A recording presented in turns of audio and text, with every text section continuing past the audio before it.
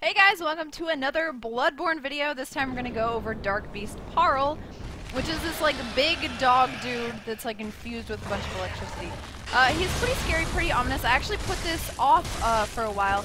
I went to Yargol Unseen Village, which is where you get the Hippogene Gao Lantern, and this is where you can find him at the end of that area. And I did that whole area and then put off the boss because I went in and just got absolutely wrecked. And I was like, okay, I need to level a little bit more. So I did a couple more areas, then I came back and did this, and it wasn't nearly as hard. So one of the strategies, of course, is to be over-leveled. One thing to note is that Henderson Hunter set for bolt resistance is really good against him.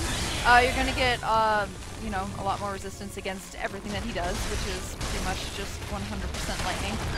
Hitting his legs will make him come down, then you can hit his head. That's always the thing with the beasts that look like this, that are kind of like dog-like. Once you kill him, you get the Spark Hunter badge, which is pretty good. And he's weak to fire and arcane.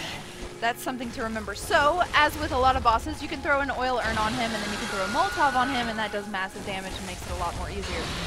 Another way that you can kill this boss is by using the Hunter's Axe. It's also a very good item here. Pretty much anything that has heavy damage. Right here, I'm using Ludwig's because that's just what I always love to use because I'm a badass. So basically, you just hit his legs a little bit, try to make him fall down. He will charge up, which is very obvious and apparent when he starts getting all... Yeah, you want to kind of avoid that. So do a little bit of dodging. He does a couple swipes, and then he'll stop doing swipes. And it's pretty easy just to notice the different behaviors that he has and get them down. But if you're under level and you're noticing that just getting hit by one of his attacks pretty much one-shots you, and it's too hard to avoid those attacks, you might want to go level up first before you kill him. He is an optional boss, I believe, and there's nothing that you have to do here, at least until later in the game. I know you have to come back here. Because if you don't go to the Unseen Village by getting snatched by a snatcher / abductor, then later you'll come down here through the temple, or the chapel, and he'll be here anyway, and then you can do him then. But then he'll be like super easy. He also does a few more things if you fight him in New Game Plus. It's a little bit harder. That's pretty much it. There's not much to this boss. He's just one of the watch out for his stuff, dodge around, try to get underneath his legs, hit his legs a bunch.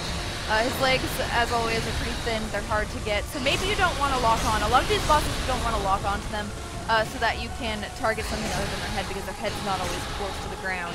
And it makes it a lot easier if you can hit their legs, because their legs will often stun them, so you can get in a visceral attack. That simple. Alright guys, don't forget to like the video, subscribe to the channel, and make sure to check out more of my Bloodborne videos.